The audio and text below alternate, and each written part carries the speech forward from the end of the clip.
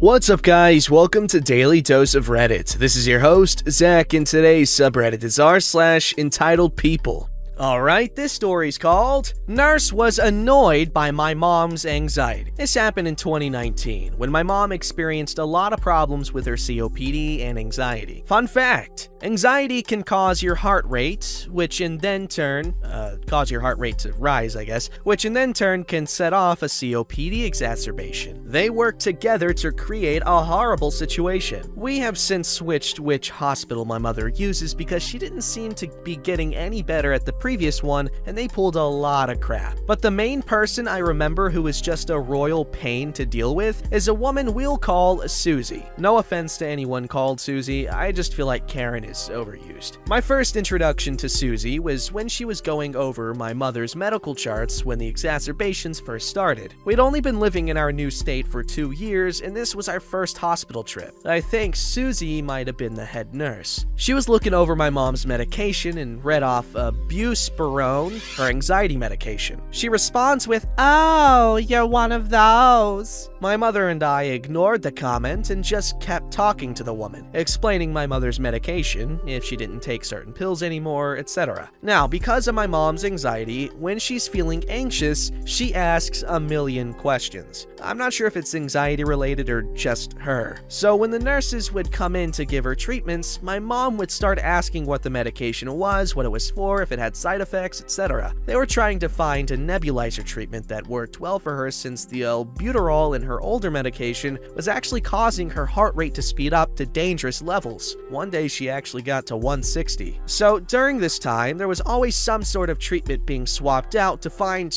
one that would work for her, as well as antibiotics to help with an infection in her lungs, which was also part of her problem. The nurses normally didn't have any problem answering her questions, but Susie seemed to. She acted as if she was personally insulted my mom was questioning what she was giving her, which of course kicked my mom's anxiety into overdrive. I was staying in the hospital with her that day and night to keep her calm and help her feel comfortable, so I got a front row seat to all of this. After the first week, Susie eventually would just tell her the name of the medication, but if my mom pressed for any more information on it, she would say something along the lines of, "It's to help you, just take it," which of course my mom would not want to take it. Cue me trying to talk her into taking it, and Susie getting annoyed. Eventually, I just started Googling everything to find out what it was, since Susie, just for some reason, decided her hill to die on was not letting my mom know the exact information about the medication she was giving her. I guess she wanted my mom to trust her, but due to her attitude, that was never gonna happen. I just figured maybe Susie was just tired of my mom's constant questions, and I could understand that. I sometimes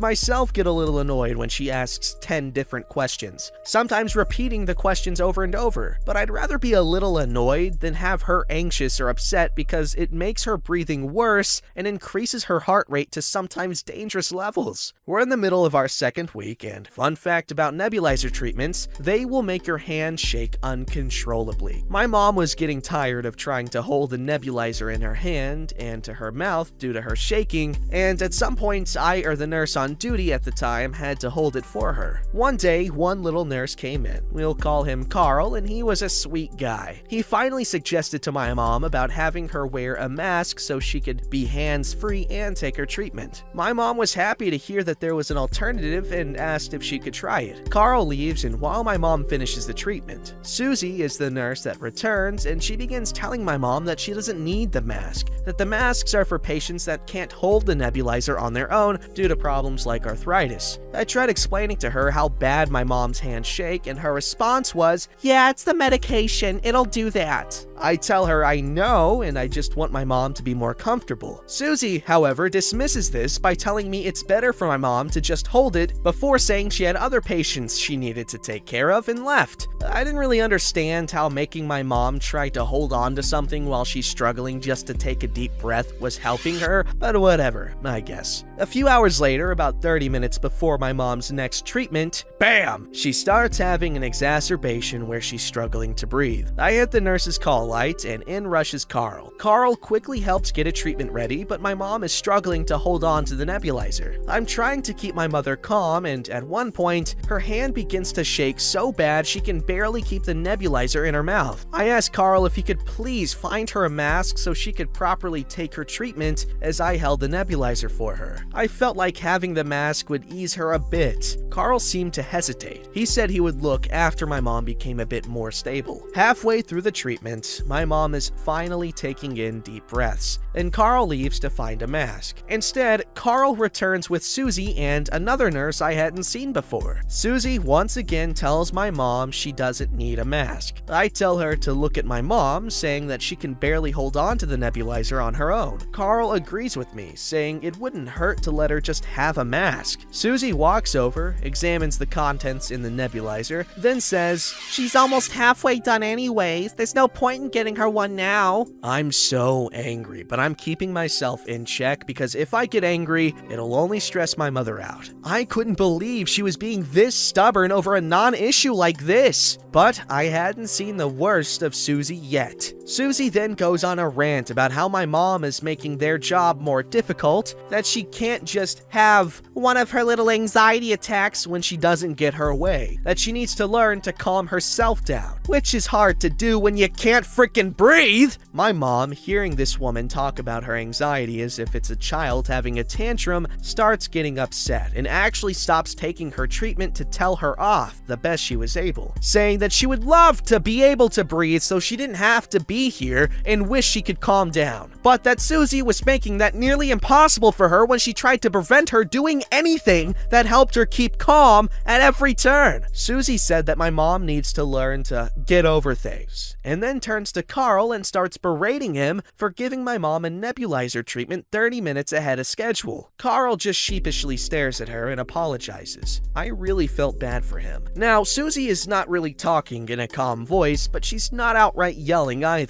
She kind of had a volume between the two and was doing nothing to hide the annoyance in her tone. My mom's heart rate reached to around 140 beats per minute, and Susie finally relented and allowed Carl to get her the mask attachment. My mom was able to go hands-free, leaning over and hugging onto her bed pillow as she calmed herself, her taking in a deep breath after so long and after such a stressful situation in my top 10 most relieving moments. The next morning, Susie didn't come in to let my mom know there was a shift change, which was odd as they normally do this so you can know who your nurse is. Instead, the nurse on the next shift comes in and goes to give my mom her buspirone. My mom stops when she sees the cup and asks why there's so many. I stand up and look into the cup. My mom normally took half of a buspirone, sometimes a whole one on her bad days. However, in the cup, there was 3 whole buspirones. The nurse looked on the computer and informed my mom her dosage had been upped, and then frowned, stating that she didn't know if it was a good idea if she should take that much, and if my mom didn't want to, she could see about lowering the dosage. I asked her who upped the dosage, and she told me it must have been whichever nurse was in charge of my mother's care before her shift started, meaning it was Susie. My mom joked about how she wanted to keep her calm by having her lay in bed daydreaming and drooling on herself, aka lay her out. But on the inside, I was quite angry. I know handling someone with anxiety can be a handful at times. I have anxiety myself, though I'm able to keep mine under control, unlike my mother. And I've had to keep my mother calm at her worst of times, and with the COPD combined with this, it isn't always an easy task. But this woman was being stubborn at every turn, refusing to do little things to help keep my mother's anxiety down. But now she was upping her medication because of it? No, not happening. When my mom was finally well enough to be released, Carl came to check on her and said goodbye. I told Carl I thought he was really sweet, but that I wouldn't be bringing my mother back. He frowned and asked if it was because of Susie. I told him yes. Carl shrugged it off and said, "Yeah, she can be pretty nasty to patients that have anxiety. I personally think that she thinks it's fake or something." Carl's words cemented my choice not to bring my mom back to that hospital. While I don't think Susie thought anxiety was fake, at least least with her being a nurse, I would hope not, but she did act like dealing with people who had it annoyed her. I also doubt that if she didn't believe anxiety was a thing, then she wouldn't have upped my mom's medication dosage. Sadly, the next time my mom would have difficulties, the ambulance driver was afraid to drive to the other hospital I had chosen, as my mom was in bad shape and didn't want to risk the extra 20-minute drive, so we returned to that hospital again. We did have some trouble with some of the staff, as well as a very unpleasant experience, but I didn't see Susie at all during that visit. About 3 days in, I saw Carl and asked him about it. He said that Susie had quit to work at another hospital, and he didn't really know very many details about it. We did end up switching hospitals, and they helped my mom with her lung issues and went above and beyond. They set her up with a physical therapist. The amount of time spent laying in bed caused my mother's muscles to atrophy, and she couldn't walk. And they treated her gently, always keeping in mind that my mom's anxiety directly affected her COPD. They did whatever they had to in order to keep her calm, and since then, my mom hasn't needed to return to the hospital. The nurses work hard and deal with a lot. I know this. I also know how difficult it must be dealing with unruly patients. And I won't say my mom wasn't annoying them by asking 20 questions about her medication. However, it was her right to know what she was being given, and Susie's reaction to these questions, or the insisting my mother didn't need a mask attachment, just felt like willful stubbornness. Now, if my mom had been cussing or throwing an actual tantrum, I would have maybe understood a little bit of Susie having such an attitude. But the only time my mother ever snapped at her was when she was outright refusing her the mask during her exacerbation. Regardless, the only thing I miss from the other hospital is Carl, and I hope he's doing alright. Yeah, cool guy Carl, we need more of him.